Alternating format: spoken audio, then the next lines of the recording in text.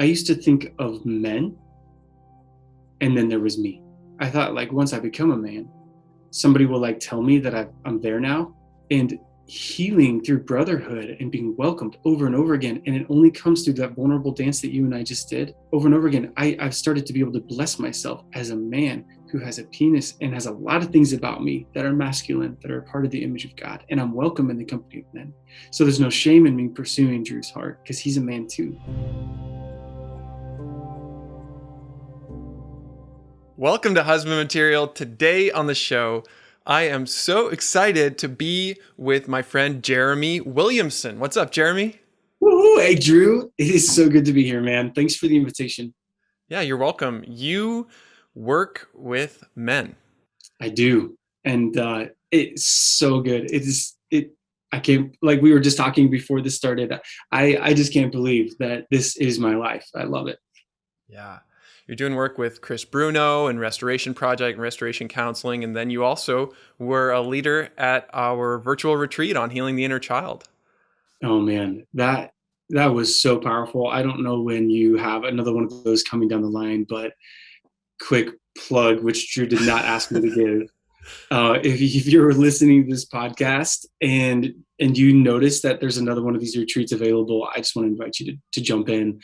It was fantastic, Drew. Well done. Thanks, Jeremy. And we are first going to take a risk with an in-person retreat and possibly some other things. But yes, virtual retreats will continue. And today we are specifically talking about an area of our lives where many of us need healing, which is the penis. Before we get into the content of today's episode on theology of the penis, yes, really important topic, I want to give people a warning because you might not know what to expect in this episode. Maybe you're coming in with questions. So, Jeremy, can you give us a little preview of what we're talking about and what we're not talking about? That's good. So we, Drew, are talking about the image of God that is displayed in our bodies. We're talking about the goodness of God and how we as men uniquely in our bodies can demonstrate the glory and the image and the goodness and the kindness and the strength and all the things of God to the world. So this is not intended to be a conversation where we are going to be speaking about our penises in like an explicit or difficult way, not meant to be a triggering conversation for anyone out there. Really, we're talking about goodness and blessing and the glory of God. Awesome. Theology of the penis. That's kind of a radical title and topic for today, don't you think? Yeah. It's funny because it's radical, but it's not. It's totally not, but it is, but it's not. You know, all of us have one, and for some reason to say the word penis is like we giggle a little bit. It reminds me of that penis game from elementary school where you try to say it as loud as you can. Yes, and whoever says it the loudest in public wins. Yeah.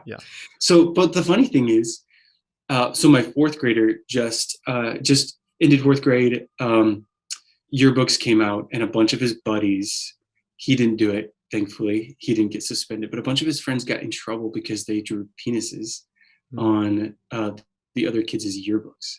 And so what I think is interesting, Drew, is that all of us obviously have an intimate relationship with our penis. You know, we know it, we've lived with it. And so it is a part of our daily lives, yet it is something that we're so uncomfortable in general talking about in public. We even make games, like you said, of saying the word or talking about it. So I'm glad we're here. This is an important conversation of theology of the penis. It is. And I don't think I've ever had a conversation before talking about the penis in terms of God. So let's get into it. What is God's design for the penis? Yeah. You know, here's the thing, Drew, God's design for every part of us we know is intentional. It's intentional. And the other thing that we know about God's design is that it is good. And I would even say, if we think about Psalm 139, where we read, like, he knit us together in our mother's womb, he formed us, he knows every intimate, intricate detail about us, and his thoughts about us and his thoughts about our bodies are many, and his thoughts about us and our bodies are good. And so God's design for every part of our body, including our penis, is good and intentional. And I would say, so on a just the most basic level, Drew, one thing that is just amazing about being human is that we're the only creature alive on planet Earth today who was made in the image of God. Male and female, he created us, and equally in the image of God. And so what I believe, just on a base level, Drew, about our bodies and about our penises, is that they are a part of the image of God. And it doesn't stop there. So when we talk about that part of our body, or the other things that make us masculine, our scratchy faces, our frame, every part of us, our deeper voices, every part of us, Drew, was made intentionally, and it was made to glorify God, which I think is also why our penises and every part of us that is masculine is one of the main targets of the enemy, who hates the image of God. Yeah. And so there's so much to be said there. But just as an introduction, I think our penises are wonderful, and the theology of it begins with an understanding that it's part of the image of God inside us. Does that make sense? Yes. It might be hard to grasp the wonder of my penis because it has been such a target of evil, and because it's been used for so much sin and selfishness and immaturity. Mm-hmm. What I hear you saying, though, is that actually speaks to the glory of it. It does. And let me share a quick story that'll illustrate that. So the other day I was speaking at this event, and it was an intimate talk. Probably 50, 60 people were there. And afterward, I'm standing next to my wife, and someone comes up, and she wanted us to pray for her. And she looked at my wife and she said, "You're the only reason why I'm here." And then she looked at me and she said, "Because I hate you." And I didn't know this person. But she said, "I hate you." And I said, I'm sorry to hear that. And she said, "Well, I hate you because you're a man. And I hate you because of the organ that you have, the thing," she wouldn't say penis, but the thing that makes men and women different. "I hate you. And I don't understand why God made that, because it's a weapon that has been used against me that has ruined my life." And that Drew began like a really just sweet time and an ongoing talk with this person. But I'll tell you, man, what we know about our lives in general is that our deepest wounds are always tied to our greatest glory, aren't they? So the enemy is always going to come after the thing that is most glorious, that is most closely related to the glory of God. That's what he wants to destroy. And so in men, as crazy as it sounds, he's come after our sexuality, he's come after our penises, and he's brought what? Shame and sin and darkness to something that was really a part of our body that's glorious and was meant to demonstrate the goodness and the glory of God, the strength and the tenderness of God and the power of God. So I feel like I'm preaching, Drew, so I'm not going to stop. And I have to give props to Chris Bruno, who has written so much about this and put so much good thought into the theology of the penis.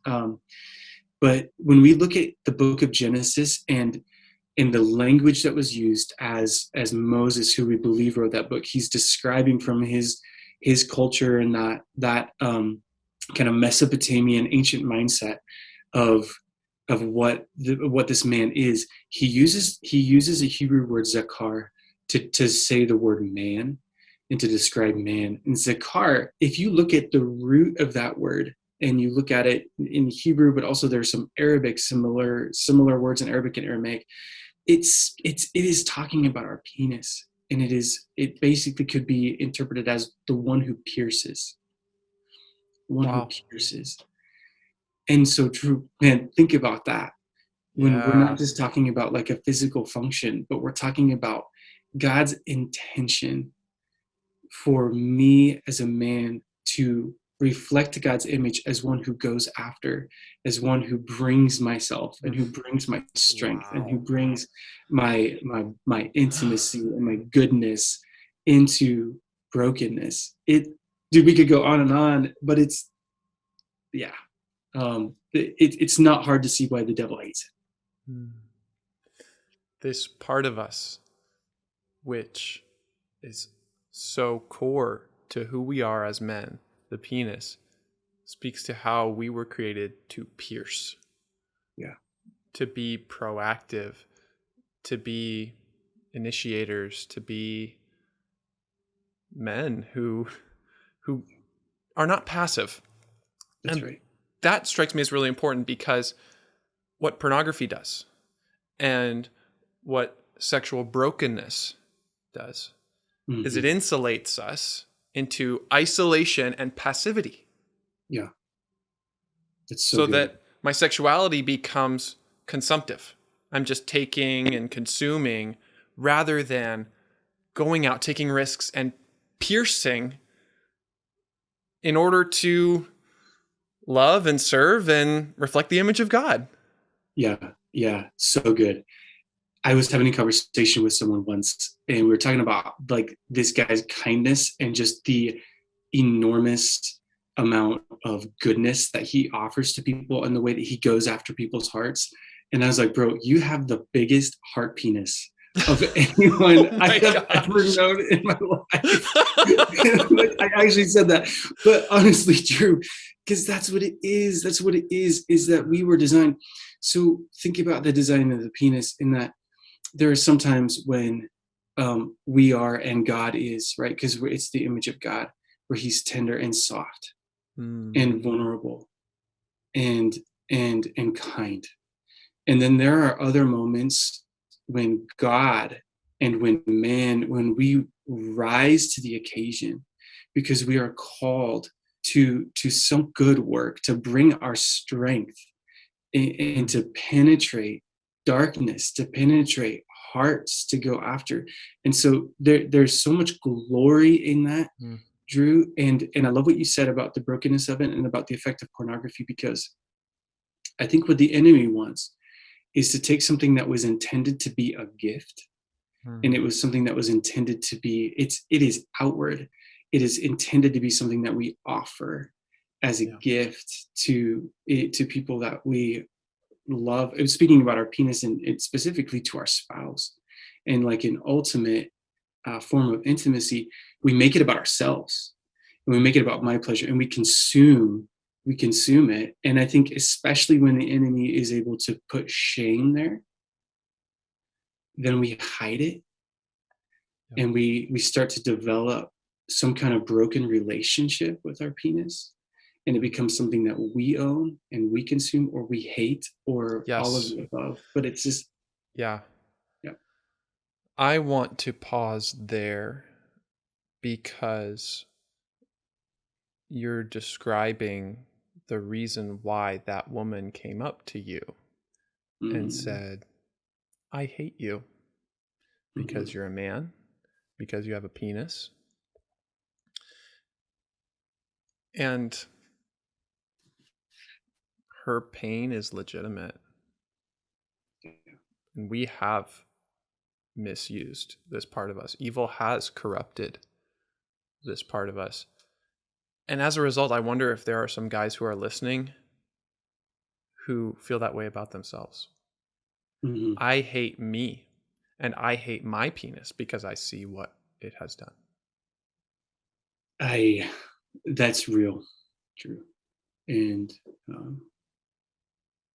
I would say to those men that are watching, that have that kind of a relationship like with themselves, I would say that we know that the enemy has come to steal and kill and destroy the image of God in you. So we have a new question now, Okay. which is, what beauty and glory is there in our bodies, in our masculinity, such that evil would feel so threatened by it? Mm, hmm What hmm strength and goodness is there that it's been weaponized? Yeah. And that's a little bit of what we're going to answer today. And we've already begun. Let's get specific and particular, because this is not a general issue. This is tactile and embodied, and we all have a story or many stories around our penis. Jeremy, what's one of your stories around your penis? That's a good question. And I'll say, I've never been asked that. But that's what the space is for. Yeah, So the space is for. So thank you for asking that. you're welcome. You know, as a younger boy, I knew that there was that I knew that that part of me was not just for urinating, right? It wasn't just for peeing. I knew that there was something about it. And I don't know how I knew, but I just knew that there was something about it that was different. And so I had little to no input, probably no input is a fair way to say, from my parents, especially from my dad, on what my penis was for, whether it was good or bad. It was intriguing to me and interesting to me. And the older that I got, and once I got into middle school and even actually late elementary school and was introduced to pornography, I began to understand that like that is a part of me that A is going to be judged harshly, potentially by the world in the way that it, like whether it is big enough or too small or too big or the right shape or the right size or whatever, right? That um, that is a part of me that is there's so much writing on whether or not it's good, and I had no one in my life to tell me that it was good. And so I remember being a middle schooler on the bus sitting next to my friend, and we were talking about what it would be like to lose our virginity. And I remember saying, you know what, dude, I think I want to find a black, not see-through condom. I'm like in seventh grade, and I wish seventh graders didn't have this conversation. I remember saying, I want to get like a black, not see-through condom because I can't imagine my wife like seeing my penis. And I think there's a lot in that. I think that's really telling because obviously it speaks to like, I'm not sure whether she thinks it's going to be good enough. I'm not sure whether she's going to like it. I'm not sure whether she's going to hate it. So um, there's maybe one of many stories that I can share about my penis. I hear shame. For sure. For sure. And interestingly, I think the enemy comes after all of us when it comes to our penises, and he almost always uses shame. I know you did a podcast on penis size, Mm-hmm.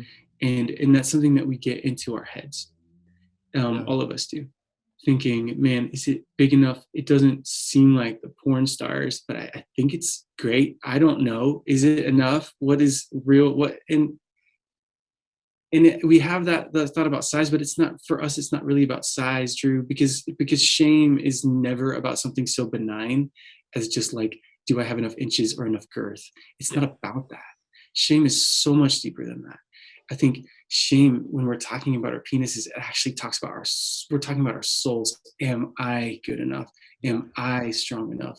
Will someone delight in me? Because really sex is about bringing my body and bringing my whole self completely vulnerably to another person and hoping that they'll delight in me, that I can bring them delight. Does that make sense? It's almost like the penis represents the whole, or the penis represents the entire man, the zakar. It's a symbol of how I feel about myself. Sure. And because of that, it is so vulnerable. It's that area of weakness. And as you said, though, it's also an area where there can be strength and where there can be growth. Yeah, but then even then, Drew, the enemy comes in to bring shame, and the enemy comes in to corrupt. So I've heard you talk about, and this is a part of my story too. I've heard you talk about like expeditionism. Is that how you say? Exhibitionism? Yeah. Exhibitionism, and saying like the other side of not hiding, but actually showing off my penis. And you would think, so I think a lot of people are like, yeah, well, if you know, maybe you've got, it's nice, and so you want to show it off. No. Once again, it's not about the penis. It's about delight. It's about being told that you're good and being accepted and loved. And so I think even on the opposite side, so you may, like Adam, want to hide, like Adam in the garden, hide your penis. On the other end of it, though, the devil's still working to bring shame and to bring confusion and wanting to exhibit it, so that we somehow gain acceptance or love or worthiness or whatever. I've been there. Same. And we could have a whole nother podcast about that. I think you already have. So we might have to do another episode about that. Yeah. So that was in 7th grade, decades ago. Yeah. How has Jesus come to help you reclaim your penis? Because my penis is not about my penis. It has been reclaimed through the goodness of the people around me, both my wife, but perhaps to an even greater degree, my brothers, the men that I have around me, as I have been by my brothers, as I have been blessed as a man, as I have been welcomed into the company of men, as if I've had brothers and father figures bless me with their words and welcome me into their hearts. My feelings and thoughts about my penis have just evolved, because it's not actually about that. It's about my masculinity and who I am as a man. So as I have grown to love myself and see myself as a member, a good enough and strong enough member of the company of men, my thoughts and feelings about my penis have become way less complicated, and I'm able to bless myself and bless the image of God in me and what it means. Does that make sense, Drew? Yeah. It's come through other people. It's come through other people. You have had men and a particular woman bring kindness and blessing to this part of you, which really represents all of you. Yeah. So what does that look like? What has it looked like for you? Yeah. It's not done without risk. Risk is like making my heart accessible. So the men in my life, the men who have blessed me, I don't know that any of them, maybe they have, I don't think any of them have ever even seen my penis, but that's not the point. That's not the point. The point is that I took a risk to make my heart accessible and to pierce the hearts of other men, the hearts of other men, and to allow them to pierce my heart. And so that risky space of being vulnerable and allowing myself to be held and to be seen is what it is. But it was all about risk and being willing to, like, proverbially drop the towel and step into the sauna with my safe and good brothers and be seen, like, for who I am. Yeah. It strikes me as the mirror image of the brokenness that we carry with our penis, where instead of taking a risk and being a piercer, we retreat and we withdraw and we're afraid and we hide. We are taking these unwise and destructive risks sexually to show my penis to another person or to see someone else's penis in pornography. The sexual parts are showing, but the soul is detached. Yeah. And what you're saying is healing means reattaching my soul, even if the specific sexual anatomy is not a part of it. So good, Drew. Yeah, it's understanding that part of me, my sexuality, my body, all of the image of God in me is attached to my soul. Like this is the tent that God designed for me to live in. And so I don't detach the two and have, disembodied experiences where I am just in my body and leaving my soul separate from that. But like if I can integrate those two things and bless who I am and bless my body and keep my soul attached, there's a lot of goodness in that, man. Wow. I hear you saying that healing happens at the soul level and it has sexual side effects. It's true. It brings health and wholeness to every part of us when we can pierce another's heart or have my own heart be pierced. Jeremy, you've experienced a lot of healing in your masculinity, in your identity, through brotherhood. One of the common questions we get at Husband Material is, how can I pursue that kind of brotherhood in a healthy way, especially in my body? Since we have a lot of online connections in this community, what does it look like to have an embodied brotherhood that's healthy, not acting out sexually? Such a good question, Drew. And I think we can talk about it from the practical side, like sort of how to begin to pursue that. But I'll say on just the mental and emotional and spiritual side, like to actually bring my body into a space where there are other men and to choose to stay embodied. So, and to choose not to let shame dictate how I am. For example, guys, a lot of times when we get together, we want to do something. So even if it's something as simple as fishing, you can have so much shame for like not being good at casting the line correctly, or if it's basketball for like not being super athletic. But when I have a fundamental understanding that this thing is the image of God, that this body is not perfect and it never will be, but God has called it good, and that I am good, and that I am blessed and worthy as a man, then I can bring myself, I can drop the towel and walk into the sauna and be more comfortable with what I'm bringing. So I think that's the first part. Practically though, Drew, being in groups of men is always a dance. It's always a dance. So a lot of churches have like men's groups, and we joke around a lot at Restoration about how like there's no dick measuring allowed. And what that means is that like a lot of times when we get into groups, we're sort of like this kind of like sizing each other up sort of thing. Yeah. I have found that curiosity and kindness with good men can lead to a potential brotherhood kind of a relationship. So in that dance of kind of getting to know each other, feeling each other out, like offering some curiosity about our stories and offering some kindness can help get us there.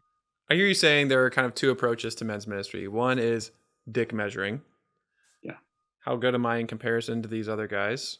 Yeah. Or how horrible am I? And that often happens in porn recovery groups when people talk about their time without porn. Sure. Or their accomplishments or achievements or relationships. And we're just comparing ourselves to each other versus a dance. Yeah. Dancing sounds uncomfortable to me. It sounds risky to me. Yeah. It also sounds playful. Yeah. And potentially powerful. So what does it look like to dance with men? So here's the thing. Let's just dance. Okay? Let's just dance. Drew, I respect you a lot.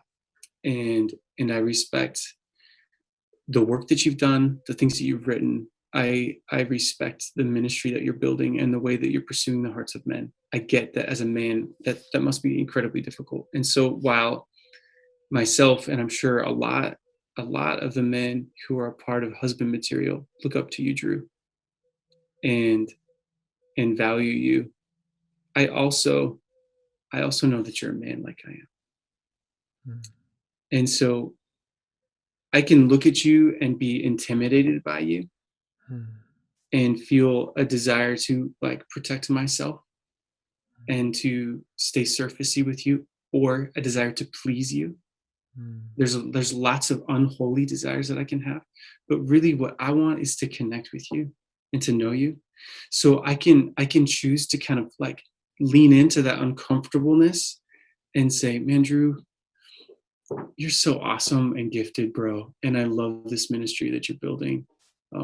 How are you? And what's it like to be doing this every single day?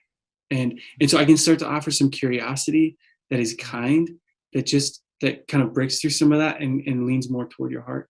Was that helpful, Drew? Did that feel like we were dancing? It's a piercing question, because all of those strengths or gifts or ministry stuff can be a wall and a barrier. And that little question, how are you, pierces through everything in the way. If I allow you in. If I'm willing to be seen and known. And I think it maybe begins with blessing my desire to know you. So again, Drew, like looking across the screen at you, like I feel something right here. There's like a longing right here. And it's like a part of my soul that's like, man, and I'm being totally honest right now. I'm not saying this just for illustrative purposes. We're dancing. So Drew, when I look across the screen at you, I'm like, man, that's a good guy. And there's a part of me that longs to like actually be connected with this guy.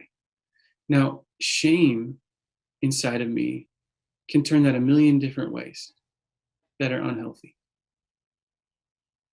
But if I bless the fact that this is a good man right here, and that's a good man that I'm looking at across the screen, and for us to come and to dance, and for me to pierce his heart and to allow him to pierce mine, like to know each other is good. If I bless that, then that gives me the right and the freedom to go after you a little bit and to go after your heart. Yeah. Now I hear a little bit more of what you mean when you talk about going after men. And it requires you to be vulnerable. That's right. That took guts, what you just said. Dude, I meant it. You see, one of the beautiful things that's happened that's healed my heart, and I bet a lot of the people watching can identify with this.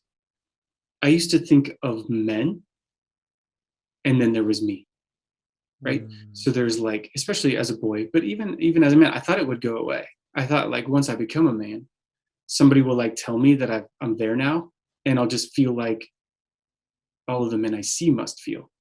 Like there's all this, there's men. I never really got that. Like, welcome into the company of men. Like, you're here. So glad you're here. You're a man. You're one of us. You're just like us, you know. And healing through brotherhood and being welcomed over and over again. And it only comes through that vulnerable dance that you and I just did. over and over again, I've started to be able to bless myself as a man who has a penis and has a lot of things about me that are masculine, that are part of the image of God. And I'm welcome in the company of men. So there's no shame in me pursuing Drew's heart because he's a man too. Yeah. And because we're the same. We're the same. What a healing message. You, Jeremy, and you on the other side of this screen, I'm talking to you. You and I are the same. We are men. We have penises. They are good and mysterious and tender, and they can be hard, and they are meant to bring us out of ourselves into redemptive risk for the sake of the kingdom of God. We all have it. Yeah. Isn't that amazing? It's so good. So glorious. I feel a sense of peace. Just Same. centering on that truth. Mm-hmm. Jeremy, this might sound a little bit weird. Can you offer us a penis blessing? A penis blessing? I would be happy to. I would be happy to.